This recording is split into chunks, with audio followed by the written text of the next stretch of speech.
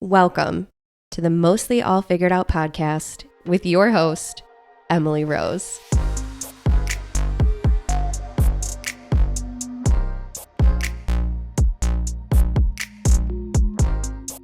Regardless of the career field, the lifestyle, everyone is mostly figuring it all out.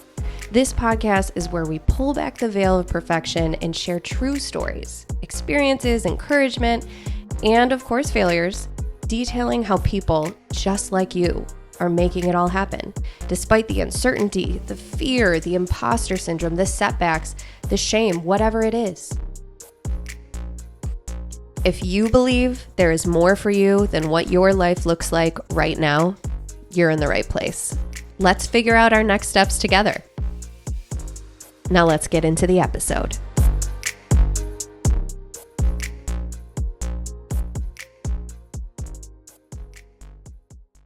Welcome back to the Mostly All Figured Out podcast. I'm your host, Emily Rose, and we are today in the beautiful Harvest, which is a part of Bent's Opera House with executive chef Malik von Saint. Thank you for joining us. Thank you for having me. Yeah, absolutely. Make sure you put that mic up there. Oh, yeah. We want to hear you too. Okay. So we are going to get right into it. So you said you grew up in Orchard Park? Yeah, Orchard Park, and not really the whole culinary thing and music thing wasn't I had nothing to do with Orchard Park. It was just growing up there. My favorite spots were Green Lake, like a beautiful little area. I got a tiny little beach, um, and nice little secluded place to get away from everything. And uh, but like I feel most of the time welcomed in a way because we're bullies. There are bullies everywhere. Yeah. Nothing on Orchard Park. Beautiful place. No bullies in Orchard Park. I don't believe it. Yeah. I don't believe it. You go through all that. We all go through it. But I took it a little, I guess, maybe more than others. And Why do you think that was? well, I mean, there was a lot of stuff happening. There was the 9/11, and my nickname was Terry for terrorist. In high school. No. But yeah, I mean, I just laughed it off, stuff like that. Yeah. But then when you grow older, you're like, wait a minute. It's pretty fucked up. Yeah. So you become a little rebel, and you just want to keep the receipts, and Yeah. one day driving in Buffalo, stumbled upon this beautiful Elmwood Village, and I'm like, wow, like this is great. You see people, long hair, tattoos, listen to music or whatever they want to listen to, not being judged, like very accepting. Seem immediately right off the bat. This is I can really flourish here. Yeah. So yeah, so I don't have a lot of good memories in Orchard Park. My only good memories was just going to this place, Green Lake, seclusion, away from it all. So It sounds beautiful. I've never heard of it. It's a beautiful town, beautiful history. What's interesting now is that you are in seclusion again in a lot of ways. Wow. So this beautiful, beautiful restaurant and beautiful boutique hotel is in Medina. So what, before we get into like the granular stuff, like why do you think the owners wanted to create something like this here in such a small little village, really?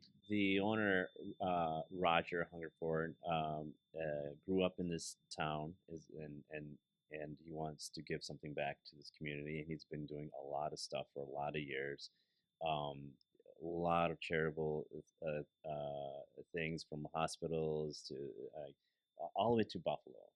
So he gives back to the community a lot.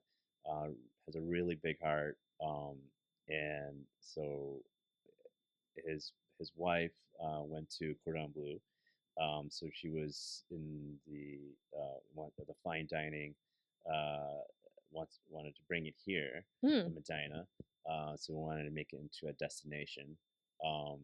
And so just have something in this town, not only this town, but we're centrally located between Rochester and Buffalo, Yeah. exact, literally in the middle. Yeah. So it's a very unique little gem, Yeah. and not a lot of people really know of this place. But when they stumble upon it, it's you hear all the compliments. Yeah. You have to see for yourself, Yeah. experience for yourself, and um, so just giving one of those things. Just want to give back to the community. So my experience, it kind of similar to Hotel Henry, Mm-hmm. where when we were first 2017 to 2019 when we were open. It was wanted to make into a destination, right? Yeah. And it's the And same owner, correct? Or different different? owners. It was Gino Principelli Oh, and right, his right, wife right. Diana, Sure. and she has a beautiful artistic mind. Yeah. Um, yeah, lovely people. Great boss. Um, and obviously the pandemic and among other things that occurred, um, they had to close down.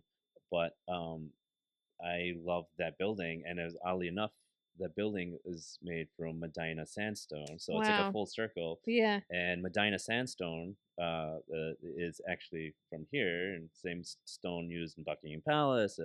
Get out of here. Yeah, and a couple of buildings in New York, some famous buildings. I forget, but you One can, of the big ones. yeah, Yeah. one of the famous ones. Yeah. But yeah, so and a lot of like old buildings in Buffalo. So when you ever take a walk on the west side, right, Mm-hmm. you'll notice like the Medina sandstone, like in the begin, like on the Yeah. bottom, and then there's a brick, but you notice the basement and the foundation. You see the Medina sandstone. It's like Yeah. this was everywhere. Wow. That's so But cool. yeah, so knowing about my venture at Hotel Henry and then coming here, it's very similar. Hmm. This is a award-winning historical building, Mm-hmm. um, so it's very similar situation. The food obviously comes with me where I go, so it's same, almost the same food, but just a little different. The only thing is that the advantage I have more of an advantage here because the farms are. I'm surrounded by farms. There Mm. are farms everywhere. You put your hand out the window. You can get your June berries, and then and then you go on the other side, the back door, there's another farm that you get your chickens. So the advantages farms are very close here. When I was at Hotel Henry and Iron Tail after that, I had to drive Yeah. down to like an hour drive down south. I believe it was in Randolph, and that's where I pick up potatoes. Western New York is very underrated on their soil. Potatoes are amazing. The one out of potatoes, I Really? like a lot of like Michelin and like James Beard restaurants. They're aware of our soil, so our roots, our um, our root vegetables. Anything root vegetables. People think like, what am I going to make? In the wintertime. Trust me, this is the place to be Hmm. during winter and fall for your root vegetables. I can go on about talking about that stuff, Yeah. That's yeah, fascinating. but the thing is, like, I mean, it's all around here, so I Yeah. have a huge advantage, and Yeah. I take advantage of it, like all these things are, and I utilize it. Do you have a particular style or like type of cuisine that you like to make, or is it kind of like a conglomeration of things that you've learned throughout the years? Where does it come from? Yeah, experience definitely helps in working in different places, Mm-hmm. like from a French restaurant, Italian restaurants, all that stuff. But it's always I'm at a point now, been at a point at like where you take something and you do it outside the box, right? For instance, like chicken schnitzel, for example. I prepare all my um, meats back there, and so the, the foot of the chicken would be on there. It would be like sticking out, Oh my God. and Wow. so like little like how I prepare some meats a little different and odd, like But the thing is, like, I'm bored with the traditional, steak and potatoes and all that stuff. So just when I do a Wellington, I'm gonna do I'm gonna have foie gras in it. I'm gonna instead of this, mushroom duxelle, I'll have something else in it instead. Like I have like 4 or 5 different things going on inside the fillet. So so you take something that we're familiar with, um, and then once you get it on in front of you, and you're going to be like, what is this? Beef tartare with the miso eggs, for example, is presented in a bone, Hmm. right? Mm-hmm. So and it's just um, you want it to be you want your food to be photogenic, as Mm-hmm. so there's like a lot of those things as well. You eat with your eyes, of course. You have to be creative. Don't be afraid of being creative. Yeah. um, if you're gonna be just go with the flow, you're not gonna go anywhere. You're just gonna be just like any other cook or chef. But if you want to be a little better, um, don't worry. Yes, you'll probably be risking it, but you'll be able to hit a home run, Yeah. right? And then just keep that as your experience, Mm-hmm. right? Don't do anything crazy where never done before. Go close to it, because I see some guys like try something never try. They'd make something they never made before, and they don't have the palate range to understand how it's supposed to be. It may look good, but then the one thing they trip on is consistency, Mm. because you don't have the experience to find your own way to do it. Like all the recipes are just roadmaps, um, and that's all they are. But what separates from one recipe to another is what you put into it. I have a Middle Eastern background, so I have another advantage, right? Mm-hmm. Um, I grew up on this like extreme palate, right, from one to another. Mm. Um, and when I work with the kids back there, yes, you start off with your training wheels with using your measurements, but to become a good cook or a chef, you have to train your palate, right? My stepmom was an amazing chef, so there's literally nothing labeled, and she never uses anything. I was fascinating, like all these different colors of things. I Yeah. don't know what the hell's going on. Yeah. So she would just grab this, throw that in there. She would just grab that, throw that in there. So I started from the beginning doing that by your Mm-hmm. basic, your salt, acid, and fat. Just start from there. Mm-hmm. On these little salt, little oil, whatever. But that's the base of your dish.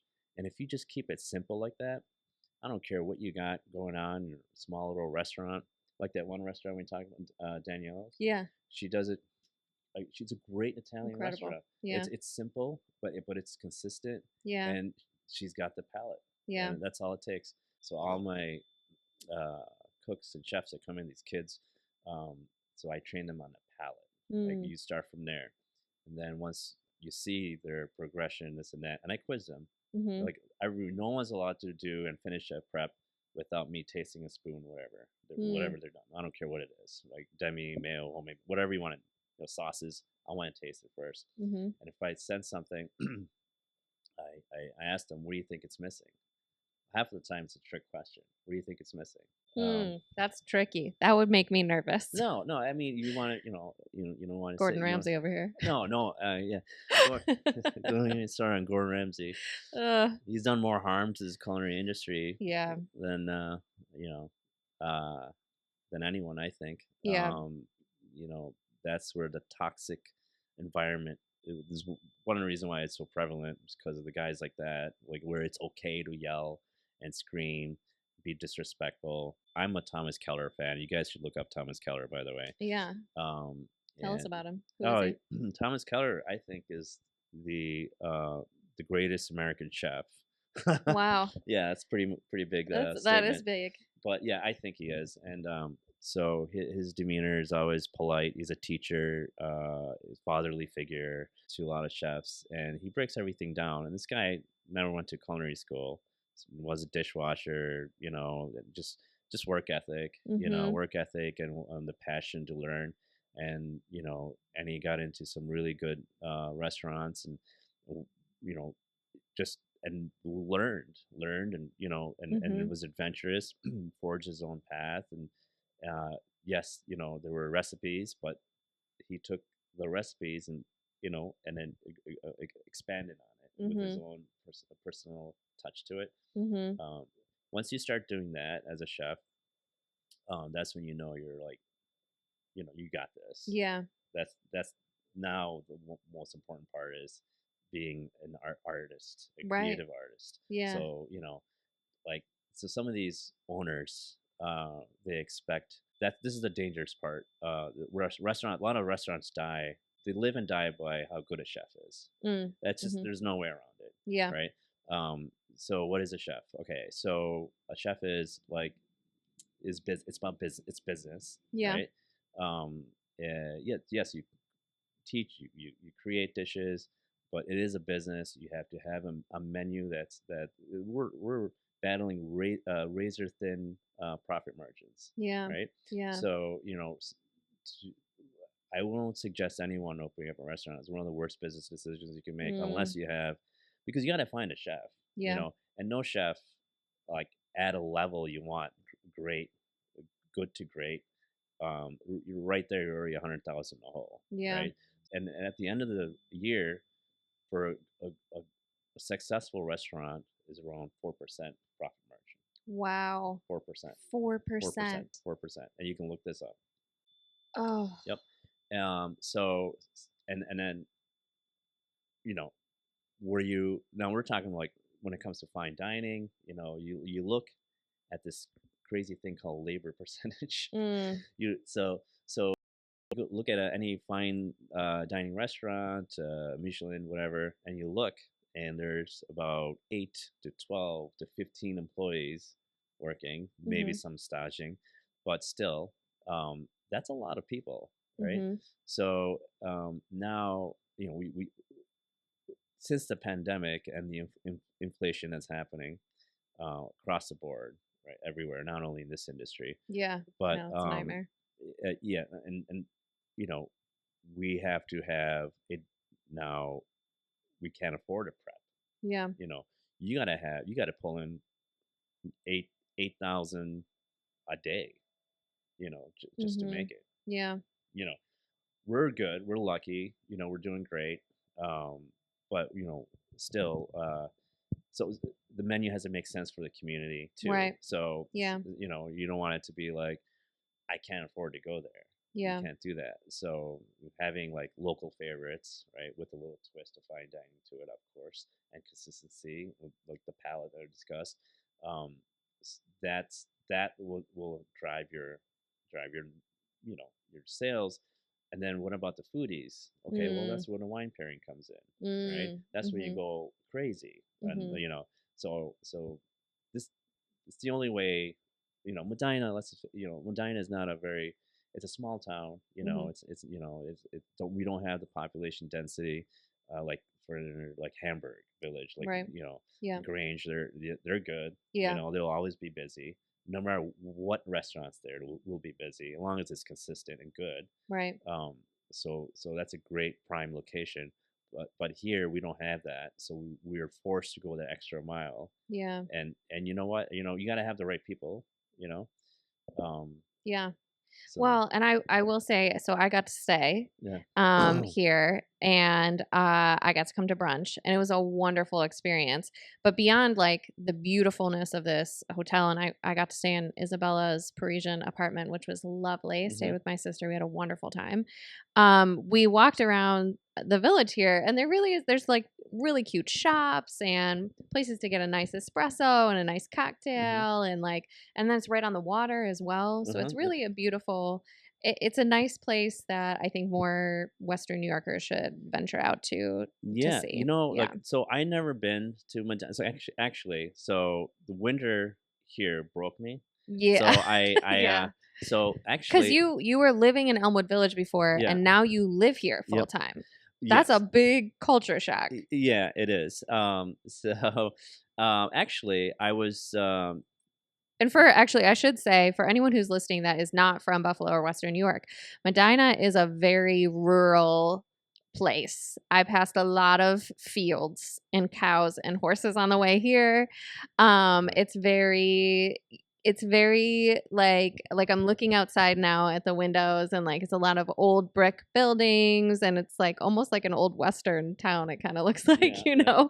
know. So it's very, very rural, coming from Buffalo, which is no, Boston or Chicago or Philly, but it's a good medium-sized city with a lot going on, very different to this. So it's a big jump going from having your life there to being here all the time. Yep.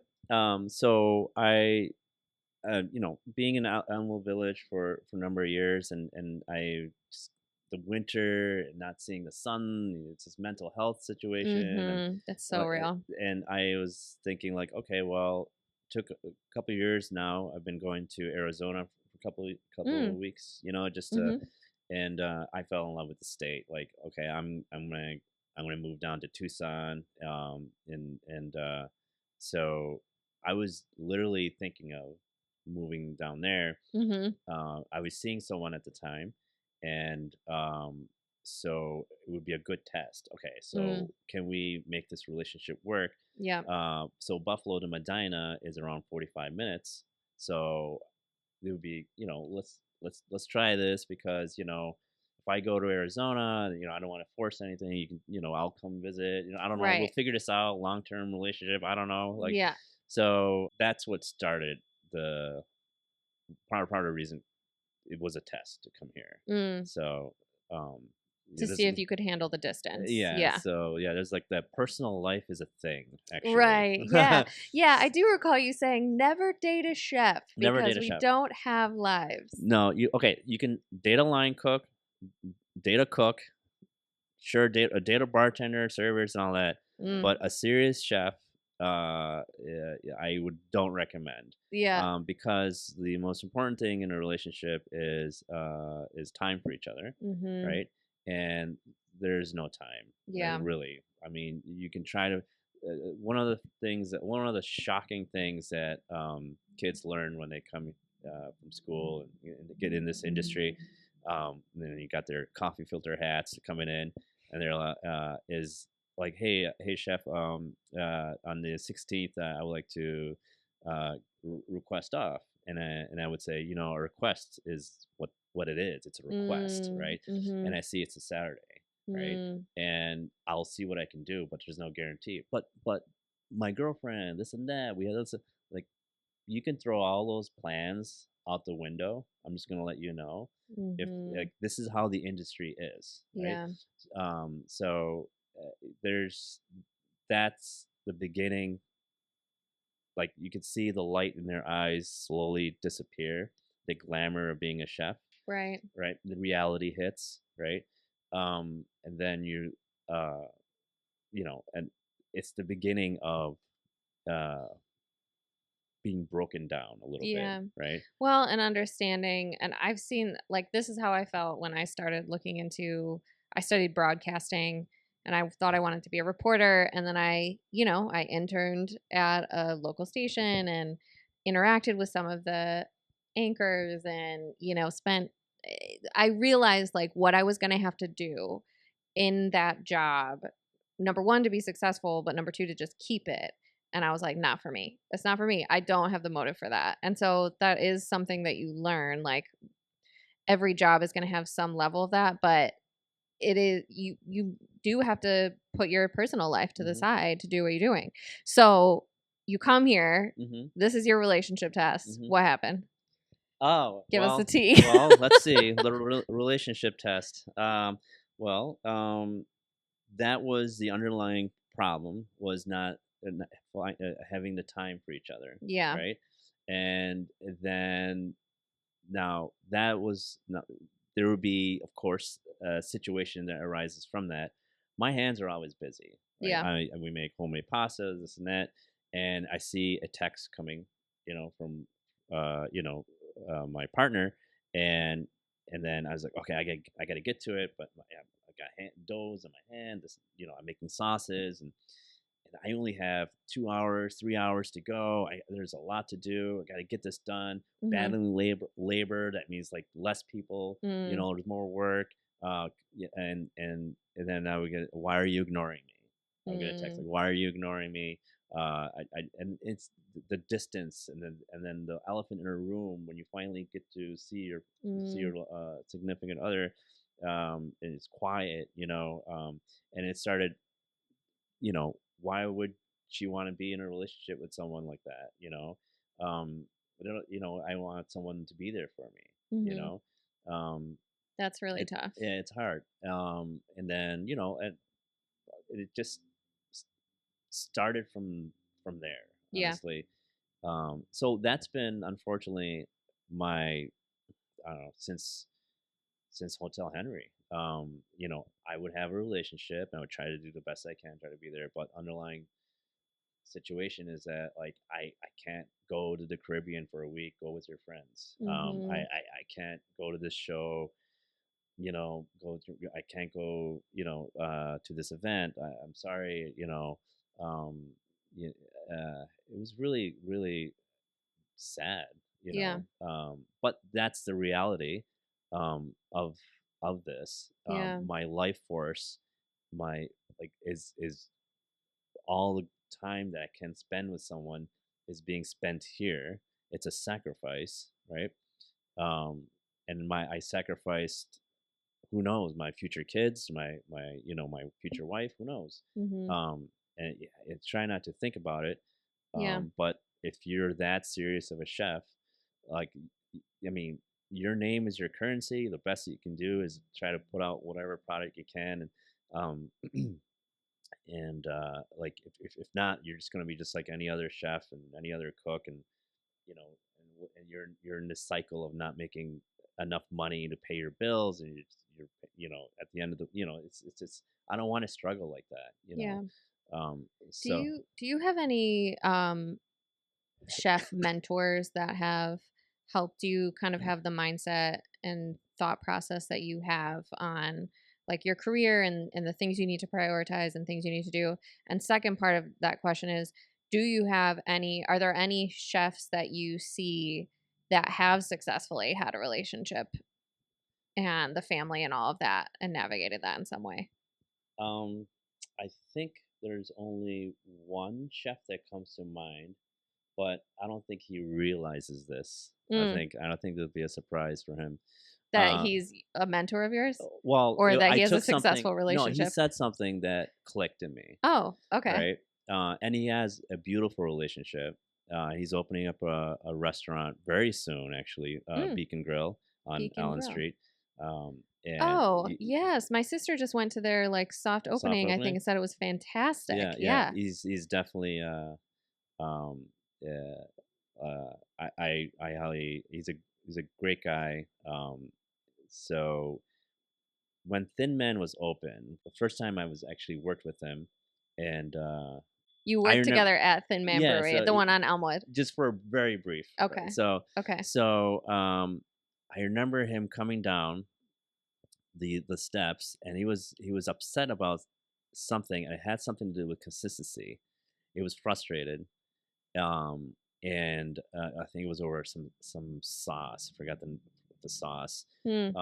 and uh, he said something in the lines of, um, either you guys want to do this for the rest of your life and make minimum wage, or you can go above and beyond, and do something about it, or do something. He said something like, there were a couple of f bombs in there. Yeah. Or fucking do something about it, Yep. right? Yep. And he was frustrated. He was just like the consistency was off a little bit, um, and I felt something from that, Hmm. and I was like, you know what? He's right. Like, no more of this helping this restaurant out, helping this out. I'm just gonna. I know what I know. Like, I'm more than capable of running, so I'm gonna just go do that. You know. Cool. So that gave me the kind of something click. Like, okay, stop helping. So, all these like all these bosses that own the restaurants, I should say, um, and making, like, helping them out because you admire this chef and this and that. Just go into your own, forge your own. So that line that he said really set in me, Yeah. right? Um, because if that didn't happen that day, I would probably be at Beacon Grill helping him out with Yeah. little stuff here and there, Yeah. Yeah. But He yeah, like gave you the agency to yeah, just do it. Like, no, you can do that. yeah. That's Anyone, allowed. yeah, Yeah. go Right. out, go on your own, so that is one of the things what makes a chef too, being a teacher, um, you know, essentially just helping your comrades, giving them confidence. Uh, so that was one thing that. So I never really had a mentor like. So I just pick out little motley of Yeah. things here and there. Yeah. There was this other person, Hildy. She was she was a chef at Mother's Restaurant, my Mm. first venture. Mhm. That place gave me thick skin. Mm. So I was the one of the, when I first started. It was I started at 5 p.m. and till 3 a.m. This is back in the day. Oh God. And mothers, they get crushed, Yeah. crushed. And she was always kind of like whispered stuff to me. You got this. Keep at it. Like you got a bright future. This and that. Like little stuff like that. Like I Mhm. know it sounds whatever, but really goes a long way Yeah. for especially someone who looks up to somebody. Yeah. So I took that and I feed that to the kids here. That's awesome. So I had a guy, this kid, Angelo, who was a dishwasher when I started here, and now he's on saute. He knows how to make sushi. He knows how to make pasta. Like he just retains. You pick out people. Mhm. You can tell like what one. He writes everything meticulously. And he may not be like super fast, but Mhm. he's consistent. I'd rather have that. Yeah. And his attitude is amazing. Yeah. That's Um, everything. very quiet. So you pick out these people, Yeah. and then you just bring them along, and Yeah. then I give them the same thing. I never had that, but these kids, like from lessons that I learned, all the hardships and problems, and I wasn't a perfect chef at all. You know, I had I don't know how to handle my anger. Mm. In the kitchen from frustrations, especially when I was at Mother's. There were stories of me over there. Mark Supples, when he owned the place at the time, uh, I consider him one of the like really one of the guys that really helped me. Like Mm. he made me realize that I'm expendable. You know, Mm. right? Wow. And I don't, he's like, I don't, he's like, Malik, I don't care how hard good you are, this and that, like you gotta control your anger, you gotta get along with people, this and that, I'll fire you, this and that. And sure as shit, he fired me. Wow. He fired me. He's like, Malik, I'm gonna have to let you go. Your inability to get along with others, and it hurt me so bad. Wow. It hurt me so bad. 'Cause I respect that guy so much. So I got fired, and that was the last time I got fired. Wow. And So this is like something I like to talk about a lot on the podcast too, is how failures can yeah, turn into how obviously we see failures as a lesson, but that is like a real example of how that had to happen for you to take your career to the next level, really. yep, yep. I didn't know how to handle my stress, and I wasn't aware that it was like a mental health situation I was going through because the amount I put a lot of pressure on myself, mostly, um, because I want to be the best. It's just something that in me that I want to be the best. Why we, you do the best, right? No matter what you do. But so yes, and I was very hurt by it, and he. To this day, I have so much respect for him. Like, Mm. I know his wife, and I know they both love me. Mm-hmm. I run into him like once a year at these little events here and there, and we just talk about life and kid that they have. Like, yeah, so it's yeah, he's really that was the thing that turned my work ethic around and my attitude. Yeah. So that was a big piece. So I never really had a mentor, Yeah. but I took these little things Right. from here, and here, uh, and not realizing it, but because I need those things Yeah. to you know put some respect on my name in the Yeah. industry. Yeah. So Yeah. And I think all of those experiences and those people also taught you the kind of executive chef that you want to be now as you're a teacher in your role and yeah. the way that you are, working with the younger people coming up in the Hmm. industry. So let's talk about mental health in the Hmm. industry. So this is, something that when you reached out originally, you were like, this is something that I don't think is talked about enough, Yeah. and I'd really like to be able to bring that. So Hmm. what moved you to want to talk about this? Well, it's just not talked about. It's kind of like the guys are we're tough, we're good, we don't need a therapist and all that stuff. But no, we all do. And it's tough. Like you know, everything about it is toxic. It isn't. Mm, It really is. Like when you slide into a restaurant, especially when you're no higher the level, more stress. mm, So I mean, you got to keep the peace and all that. But you uh, it could be first you work with the heat, the environment. You don't have there's obviously no personal life, right? You can throw that out the window. yeah. Two, um, uh, you're you don't have time to eat. It's a restaurant. Yeah. And it's the craziest It's thing. wild. You want to lose weight, you work in a restaurant. That's crazy. That is. Yeah. So now you're not drinking enough water because you got to get the stuff done. You're not eating right. You can't get to the gym. All these essential things, and then there's sugar around you. So sugar is poison. Literally everything that from Alzheimer's to cancer, it's one poison. It's sugar. Mhm. So you eat this, even coffee. I've sinned today, Yeah. but yeah. So And now you're sleep deprived, so you're you're drawn to sleep sugar too. deprived, Yeah. right? Like I'm talking with you right now. I have a slight tear in my shoulder, Mhm. right? So I'm working with this pain, right? Mm. I don't have time to go get surgery, Mm. so you have all these. This is just small thing. Now imagine if you own and run a restaurant, right?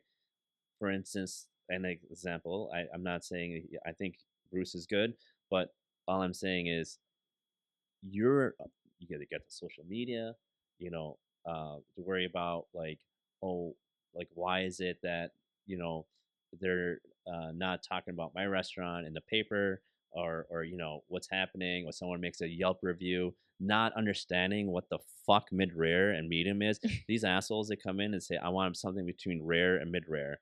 You son of a bitch.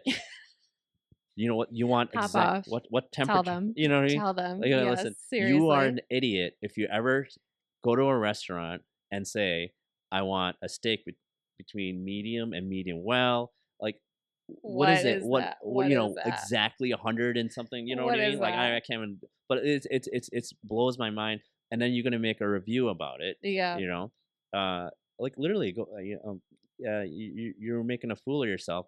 So I want to respond, but I'm going to look bad. Yeah. But my respond is like, so it's not very eloquent. Let's just say, right? It's Mm. not, Mhm. Yeah. So yeah. So you're dealing with that, and then it's a competition, secret competition between all these chefs. I Mm. can tell you right now, there are chefs in Buffalo. You know, um, that it's when I walk in, I know there's a little between, a little competition, underlying competition between. I know it, Mm. but Mhm. we It's a respect. small community, I'm sure, as well. Yeah, very Yeah. small. We all know the dirty secrets of each other. So we respect each other on that. But yeah, I mean, it's just it's at the end of the day, you got to make that dollar, right? So Yeah. you want to be in the front of the line, you know. So whether it's like social media or getting the write ups and all that stuff, it's just stress. Like, and you're worried about like not losing employees because inflation that's happening. Yeah. Everybody's asking for a raise. Um, Obviously, like you can't afford, and now you got to work more. And then there's health department comes in. You make sure everything's labeled, dated, and all that stuff. You gotta pay pay for so many hit. There's a lot of hidden costs. Yeah. Um, you got that going on, and then you have meetings with your owners. Every executive chef goes through this, right? You sit down and have a meeting with the owners, and it looks like this is good, this is good. However, it's always a labor. It's always a labor. Your labor's high, Mm. right? So what can we do to cut that? Can we have one less person in the kitchen? And then, you would say, I'm already working 70 hours a week, right? This is Mhm. all chefs go through this. Mhm. And they have a hard time understanding because they're not around. Their boots are not on the ground Mhm. to see what's happening. So now it becomes personal attacks, Yeah. right? So now you're going home with these thoughts in your mind. You can't Yeah. sleep, right? Now you're on Indeed looking for another job. Yeah. Like it's so the rotation of chefs in this industry is very high, right? Mm. So the average, I believe, I looked at was like around 6 months. Wow. 6 months. Every 6 months, you'll have an executive chef. Wow. I don't care what restaurant it is, you'll have a new executive chef. Wow. Yep. So that's the average. And then it's same shit. Like at another place. Right. Yeah. It's same shit over because Yeah. people, these owners have a hard time understanding. So, well, back in my day, in this Fudge Packers restaurant in the '80s, there were only like 3 people. This actually, I was part of this, some meeting. This came up, and we had 3 people at the time. I was on salads, and we had 3 people all day, and I'm like, you son of a bitch, are you cherry picking? Like, okay, so someone came in so you're telling me someone from 9 a.m. to midnight, you had 3 people, 7 days a week, Right. literally, Give me a break. literally, like you're insulting me right now. Right. So it's stupid shit like that. Like, And I mean, when you're talking about a 4% margin, obviously this is where that's coming from, right? yeah. Yeah. So no, you're not going to make yes, if you have a low overhead, like a very small menu, maybe Mhm. 3 entrees. You see stuff like Dapper Goose, Mhm. Billy Club, all these like nice restaurants, Yeah. and their menu, you notice, is very small, Yeah. right? And then they can afford to have one less person. So good quality restaurants are prep heavy, though. That's the thing you have to. But yes, so you can have one server and you can have like 2 cooks. So restaurants are slowly turning Hmm. into that, but you'll kind of losing out a little bit, Yeah. because for me, anyone that walks into a door, I don't care if you are vegan or you have a allergy, whatever it is, Mhm. I will have something for you. Yeah. Right? So these restaurants are taking little sacrifices just so their numbers make sense, Yeah. right? So I mean, uh, so now you have that going on, Mhm. the whole number games, and the stress of it. You take it home with you because you have no one else to talk to, Right. like, Because you don't have time for relationships of any and kind. then your significant other will hear about it if you are with that person, Mhm. and because you got to talk to somebody, Right. right? And if you don't have anyone, right, then like that stews in your mind, right, Mhm. and you take it with you the next day, Mhm. you're right. And you become quiet, or you become depressed, and then you're having the beginnings of the dark thoughts, Yeah. right? So have I had dark thoughts? Absolutely. You Yeah. know, there are many times actually, but at the end of it was like, oh, I have this dog, like that, but I don't have a dog anymore, so now I'm really screwed. So, but like that's another thing. You can't have an animal because you can't like look after an animal Yeah. because Yeah. so I mean you're really screwed. But this is I'm talking about executive chefs and chefs Yeah. because there's a lot because you got to be doing everything. Um, so uh, then you probably have heard this like everywhere. People have been dropping off like Yeah. flies, these chefs and these cooks in this city past couple of years, and so on Yeah. and so forth. Every year, there's always someone committing suicide. Now that's like the worst at the end of the whole situation. Yeah. Um, that's the end result, Yeah. right? That's the end result. As rare it may be, 23%, which is freaking high for a Wow. suicide. That's crazy. So in the culinary industry, Wow. so 23%. 23, yep, My God. 23% out of I believe it was 100,000 units. 23, Wow. yeah, it's crazy. So but that's just like we, you know, so what can we do? Like Right. the so like I would suggest I think there should be something where the wherever you work at, um, they should pay for mental health counseling or something. You know what I Absolutely. mean? Either Yeah. or just suggest it. At Yeah. least suggest it. We got Yeah. you. We suggest Discuss it, it. Yeah. right? There should be something like maybe New York State should jump in. Like Right. I don't like there are little remarkable things that Buffalo does. So the Anthony Bourdain dinner, the once a year. Yeah. The Actually, tell me about this. I don't think I know about this. Yeah, Anthony Bourdain so dinner. when Anthony Bourdain passed away, Buffalo did this dinner. Mm-hmm. So all these restaurants come in, you know, as a tribute to Anthony Bourdain. But the Mm-hmm. money, the proceeds, go to into this pot where it's for if you need any help, like hardships, Mm-hmm. including mental health. Right. Mm. So you can go on their website. I'm sorry, I don't have it on me right now, but That's okay. We'll we link it. so just yes, so anyone like Yeah. just all you have to do, I believe, you just post the amount of your paycheck, what you make weekly, Yeah. and if you qualify, and then they should take care of you, Wow. right? That's great. So that's a good cause, but so there are the little things like that, but you gotta like, you know, have these resources Yeah. presented, and you know, like I don't know a lot of people know about that, like Yeah. you know, Right. so but these resources that are out there, you just have to they should be presented to the you know chefs and Yeah. even As they get started. bartenders go Yeah. through a lot. Absolutely. Well, I think another thing that would be, not to put it back on the people who are trying to deal with this stuff, but I think you having like being open to talking about this and even like bringing it back to the young people that you work with, like maybe executive chefs start talking about this when as new staff come in, like, hey, do you have a therapist? I do.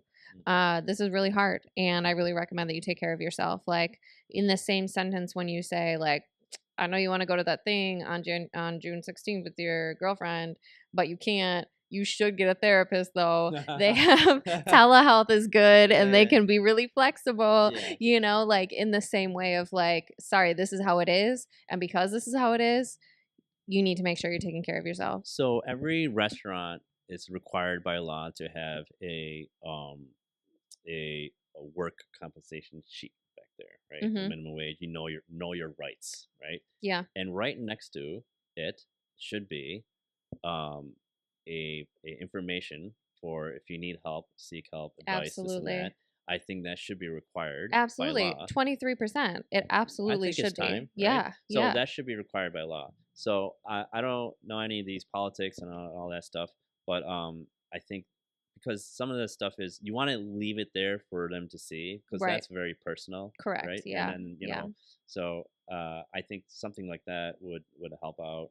And then there shouldn't be a so if someone is going to tell me I go to church on Sundays, it's the law. I can't tell you no. Mm. Go ahead, enjoy your your church.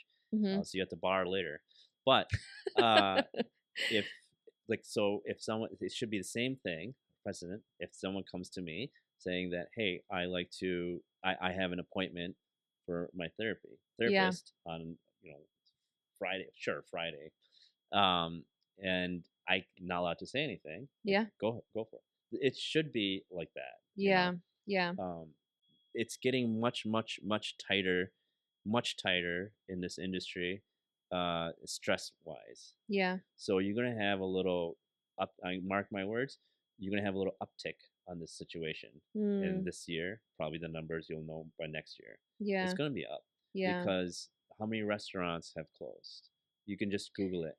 Like, it's Yeah. just crazy. And I'm not talking about fine dining restaurants or good restaurants. I'm talking about like very affordable places. Yeah. Dollar Tree closing.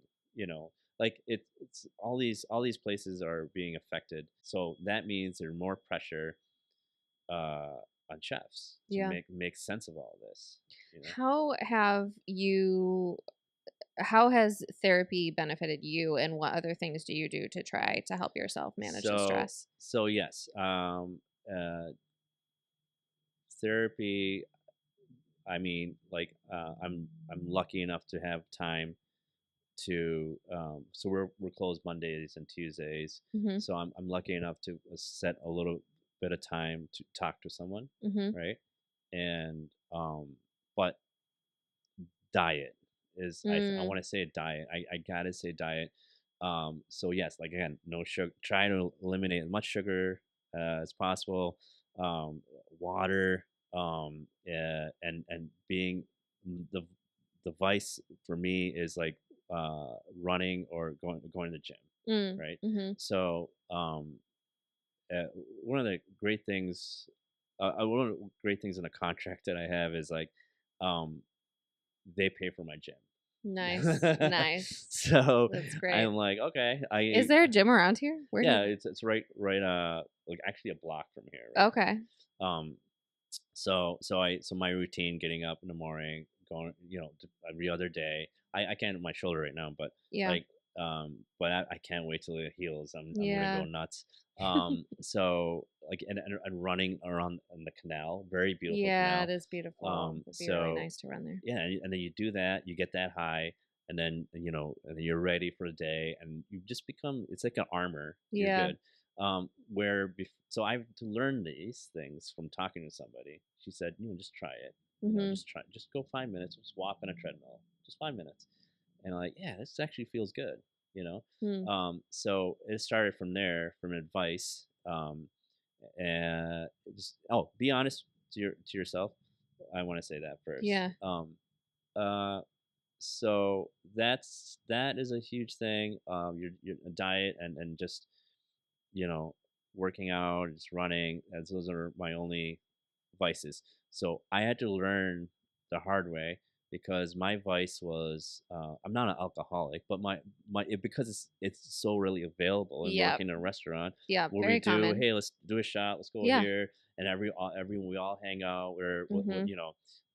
lucky day, love to go there. Ugh, Let's love go, it. we all come by. You'll see chefs. After their shifts, we're all there. Mhm. Um, and like it's alcohol, Yeah. right?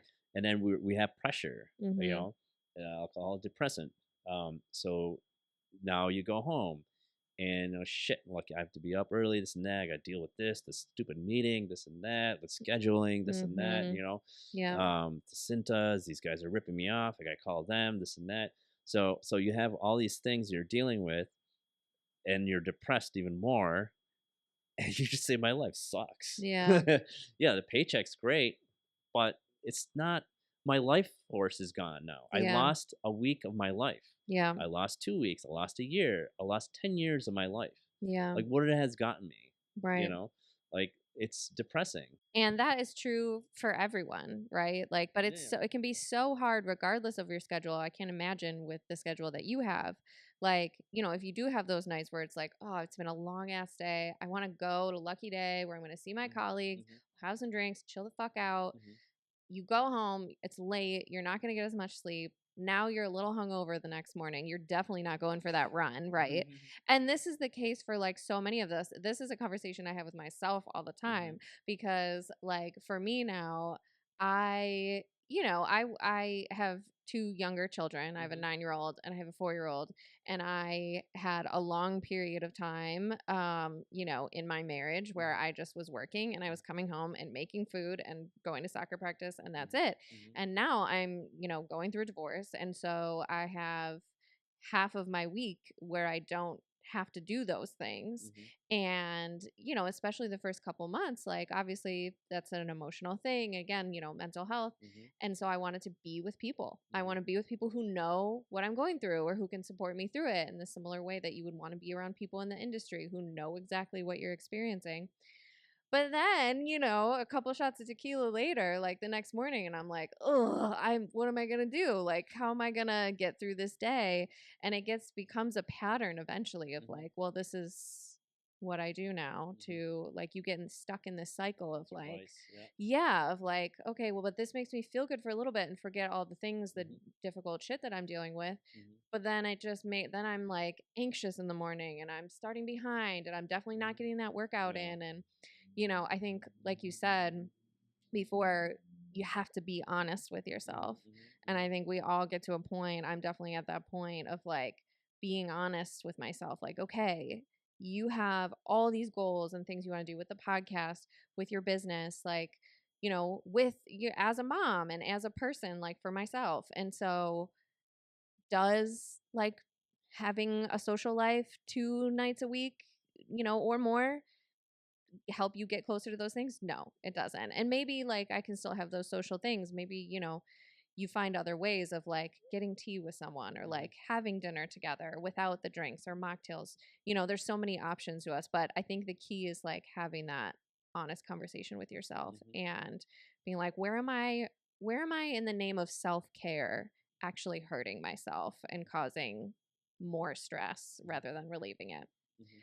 So, we're well over our time here. Yeah. I'm Yeah. Yeah. so sorry. Oh no. I Thank have you. to ask you one last Yeah. question Yeah. though. I ask everybody this final question. A surprise question. They all were surprise questions. Okay. Okay, but this is a big one. Okay. Um, it's your final day on earth, okay? Yeah. You've lived a very full, wonderful, happy life. All of the things you wanted to accomplish, you did. You worked for the best restaurants. Whatever your dreams are, Mhm. you did them. What are the 3 lessons, if there's nothing else you can leave behind, 3 life lessons that you would leave behind as part of your legacy? Work ethic number one. Without work ethic, you're not going to go nowhere. I don't care what you do. Bagging groceries, whatever. You want to be the best at that. Work ethic. Um, and you're going to get to a point where I just don't want to do this anymore. I'm tired. That's when you really have to beat it and Yeah. just do it. You know, Mm, it's just what's that meme like? Just do it. yeah. What that actor? I forgot. Shia LaBeouf, whatever his name is. Oh, Shia LaBeouf. Shia, Yeah, yeah. yeah, yeah. So yeah, so that's once you get to that threshold, like I'm really tired.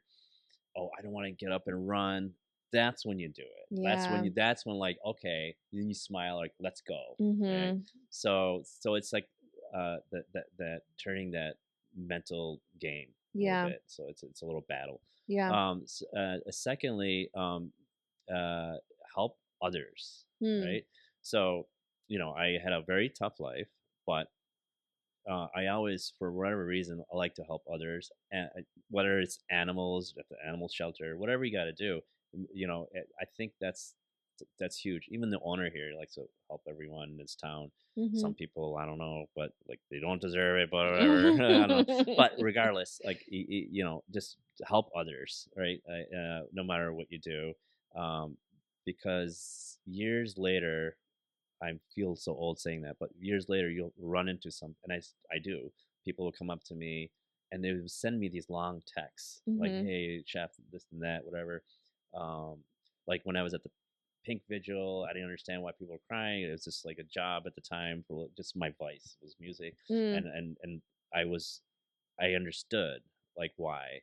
Like I played a song because your mom passed away. Her favorite song Mm. was this "Streets of Philadelphia," Bruce Springsteen. I played that song, and then they were like crying, and it meant something for them, Yeah. right? So help others, no matter what you do, right? Yeah.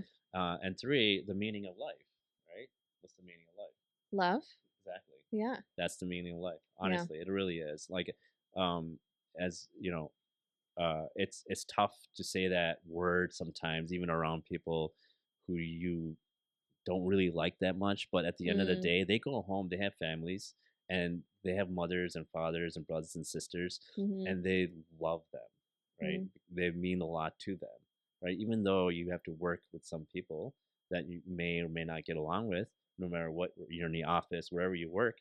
But at the end of the day, you you have that little respect of love for everyone. I think that's those 3 things are just it's not complicated. Yeah. It's that simple. I Yeah. think. Um, and money. No, I'm just kidding. I was gonna say this. I should have said money. No, money. No. Well, thank you. I really appreciate that. I Yeah, thanks. appreciate this Yeah, conversation. yeah. I do need to say, because I need to be good. So I'm sponsored by actually 2 other bar restaurants. Oh. One is Free Street Tavern. There's only one sticker. Free Street Tavern gave us this mic, so thanks for that. I bought that one with my hard-earned money. And Casa de Pizza gave us our mixer today that we're using for the very first time, hopefully successfully. We'll find out. I think so, though. Yeah, I think it'll work. Yeah. You forgot to mention that you were a DJ for a little bit. Yep, that was one of the vices. At the Pink. Yeah, it was the music. It's pretty EVR. amazing. Yeah, I was probably did like around 8 years of Wow. here and there. But yeah, so I worked at Mother's and then other restaurants, and then even Hotel Henry, and I would like go there Wow. and then just do shifts that EVR would put me at, and I would just do that. And again, Amazing. like I did pretty well, and it was like kind of like a home. Yeah. A little bit, you meet a lot of people. Yeah. A lot of crazy stories. But I'm sure. yeah, that was definitely one of those vices, just to get away from the industry. Yeah. And just be creative in the and just be in the booth, Mhm. basically. Yeah. Well, R.I.P. the Pink also. Very sad for that. Yeah. But I guess I have to end it there. So thank you for this conversation. Thank you. Hope you enjoyed it. If you like this episode, please share it. Please rate the podcast. Please give us a review, any of the things. Check out the show notes for all of the information for where to follow you. Definitely come out here, come to Harvest, come to Bent's Opera House. Have a little, if you're local to Western New York, have a little staycation in a place that's only 50 minutes away. It's a beautiful drive, especially today. It's so sunny and lovely out. But it's really so cute here that it has so much to offer. If you're not from this area, come on down. It's glamorous. It's lovely. Thanks for listening, and we'll see you in a week. Bye. Thank you.